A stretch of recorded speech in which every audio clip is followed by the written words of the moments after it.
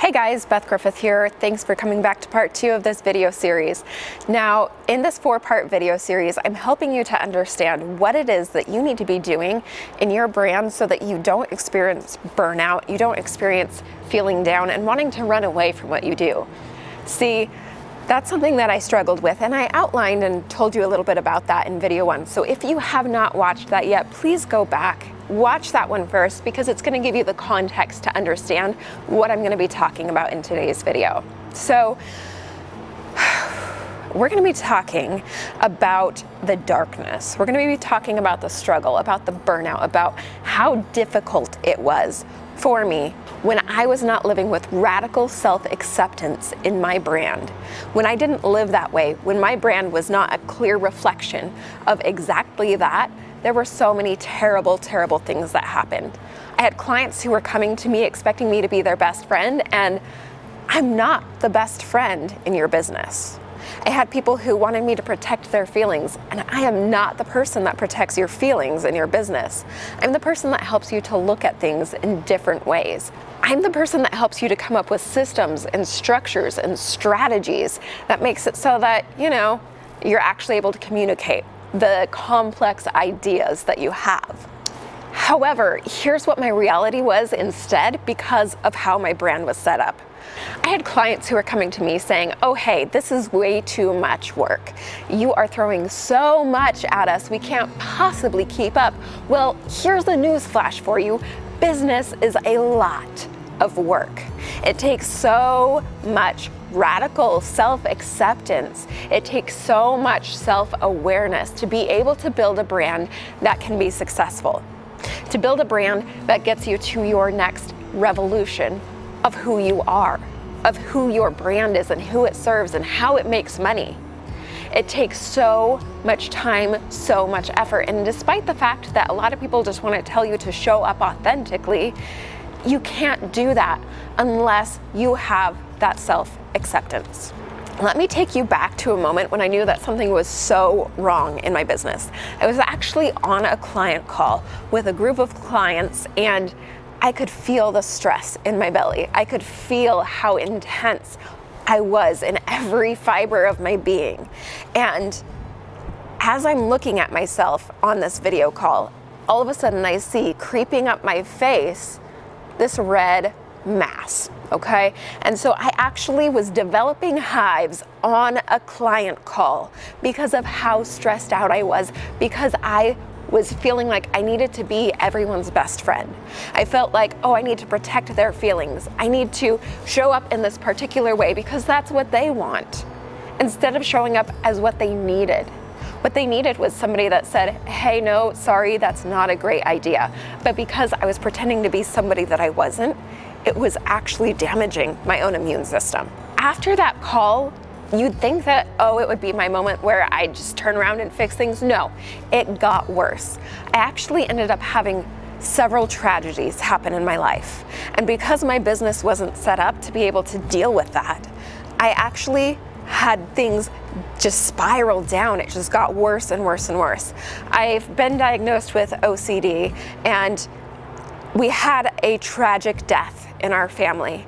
My OCD actually ended up latching on to that tragedy, and every 30 to 60 seconds I would have flashes of killing myself come to my mind. I actually went to entrepreneurial groups and said, hey, would you hire somebody who helps with mindset if they have to take an antidepressant? And there were hundreds of comments saying no, I would never trust somebody who can't handle that type of thing. If somebody needs an antidepressant, they're broken. That's what they said. That's the kind of thing that made me say, you know what? I cannot stand by this industry anymore. I cannot stand by an industry that tells people that if they are in their darkest moment, that they're a lost cause, that they need to go pay somebody else in this industry thousands of dollars instead of going and seeing a medical doctor. That is so screwed up, guys. That is so screwed up. Nobody bothered to ask, oh, hey, why might this person be struggling? Nobody wants to hear about assault. Nobody wants to hear about death. Nobody wants to hear about the difficult things that come along that you have to deal with when you're a business owner. They just want to pretend like everything's just fine and peachy keen if you just journal and say your mantras and your affirmations every day. And guess what? That's not the case. That's why we have to build brands that work. That's why we have to build brands that allow us to live in our lives.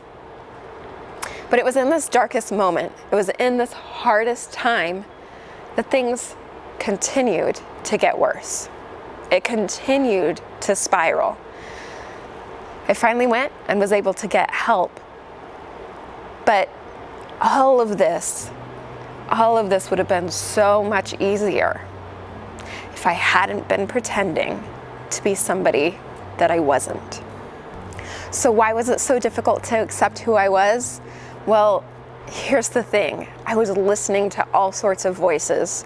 I was listening to all sorts of people who told me, hey, you're actually this kind of a coach, not this kind of a coach. Hey, you're not actually good at what you do. As if those people had any say or knowledge about what I'm actually good at. I also had no perception for the incredible amount of gifts that I brought to the table. I was looking at what other people were good at and saying, well, I'm not good at that, so I must not be amazing at what I'm amazing at. I was comparing my amazing against somebody else's. And that doesn't work, guys. It doesn't work. Once I actually went and looked at all of my content and I could see that I have framework upon framework upon framework, I realized, oh shoot, I'm actually really, really good at strategy. Once I started to actually look at what I was good at instead of comparing it to what everybody else said that I was supposed to be good at, suddenly I realized I'm brilliant. I actually ended up texting my sister and saying, holy crap, I don't know if you know this, but I am ridiculously smart. She said, yeah, I've known that all along. Yet, it was the people that I listened to who told me I wasn't good that I was listening to. It was the people who were telling me to pay them money to figure out what I was good at, instead of the people who were saying, hey, you're brilliant at this, let's make you even better. So if there's one takeaway, one how-to that I want you to walk away from this video with, go look at your content, go look at what you do with fresh eyes. Go look at it as if you're actually somebody who believes that you might be an expert. Because if you can go and you can look and say, hey, you know what? I actually am brilliant with this. I actually do deserve to be at the top of my industry because I am so good at this and I am so gifted at what I do, you just might start to believe it. So in the next video, we're going to be talking about what was it that made it so that I was able to step up? What was it that made it so that I was able to recognize that this entire existence that I had built around myself was a farce, and that the real me was actually capable of so much more than fake me had achieved? Amazing as it was, there's so much more in me. So if you want to start to understand how to do that, make sure that you come back next time. Go ahead, subscribe to this channel.